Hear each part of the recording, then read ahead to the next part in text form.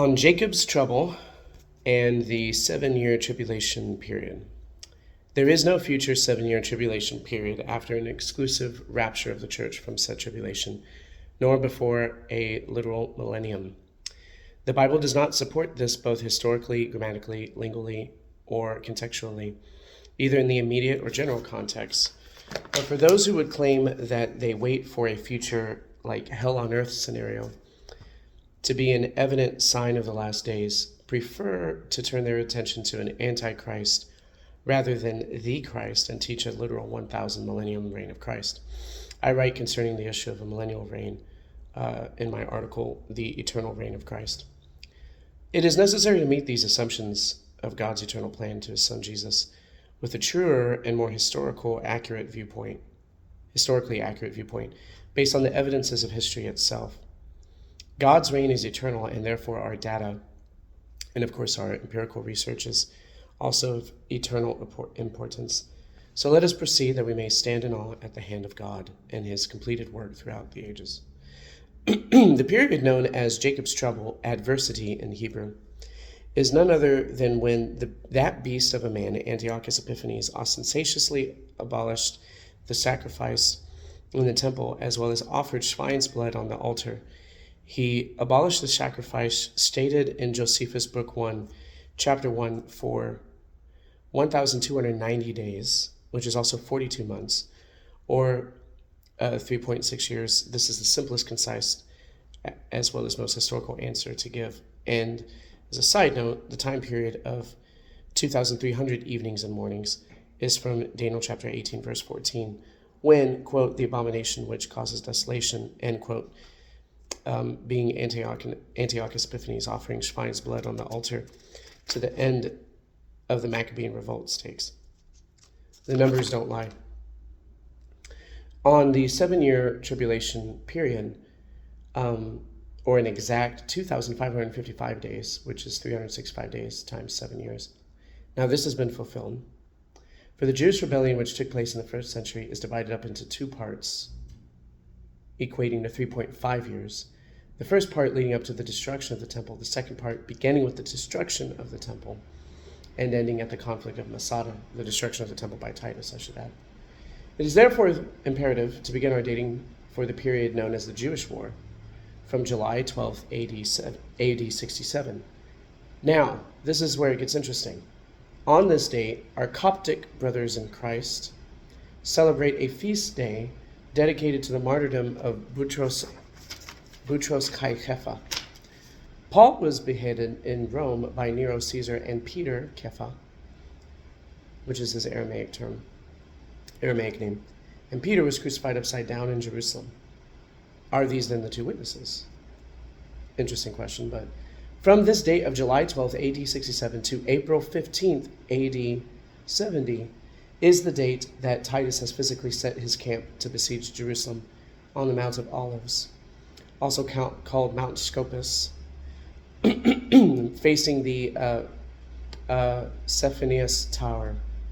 This time period is 1,355 days. That'll be important in the next video I do. Furthermore, from the date of March 16th, AD 67, so you got to see that there are some times that overlap here, because I'm going to use the Hebrew and the Roman calendar both. March 16th, AD 67, the date that Vespasian and Titus arrive in Judea to overtake the land. They arrive in Galilee, because that's how most all the empires conquested and destroyed Israel during those days. They would always come in from the north. Once you overtook the north, everything else was easier because you basically trap everybody in the south. So March 16th, AD 67 is the day they arrive in Judea to overtake the land. To August 30th, AD 70 is exactly 1,260 days as spoken of in Revelations chapter 11 and 13.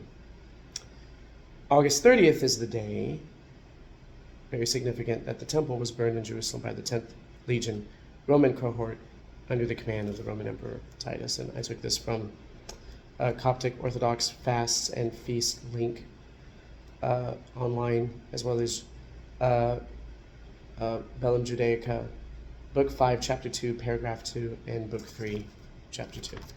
So thus, fulfilling Jesus' words in Matthew 24, not one stone will be left upon another.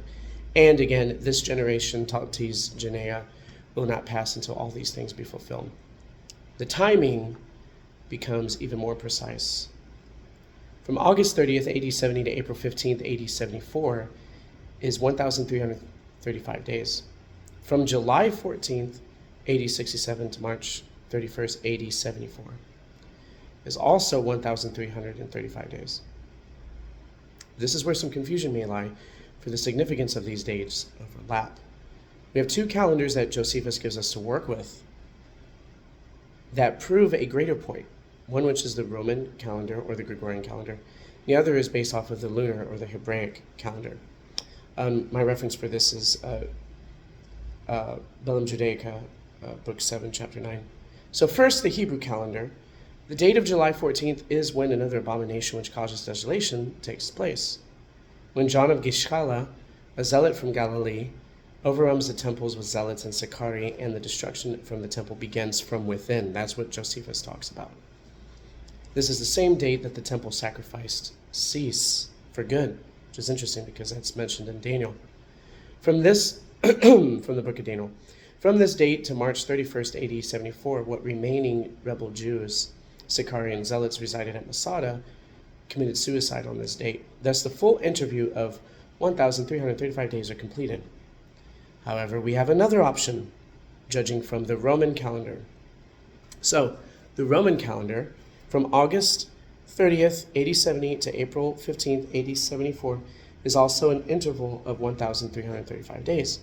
April 15th, according to the Gregorian calendar, is when the Romans finally placed a Roman standard on Masada after a 5-month siege.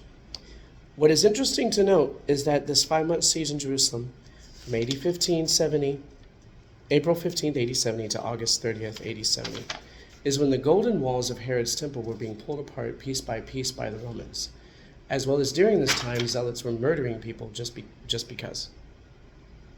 Both of these time periods could also be an allusion to Revelation 9:5, but also in fulfillment of what Jesus said, that not one stone would be left upon another. The timing is amazing, precise, and it proves at the end of the Hebraic race and the wrapping up of the Old Testament, so that the Israel of God, the church, would come in. And all of this was done on a specific day of August 30th, AD 70. God has now allowed us to understand this through two calendars, using the sun and the moon. Very interesting. So in my next video, I'm going to go over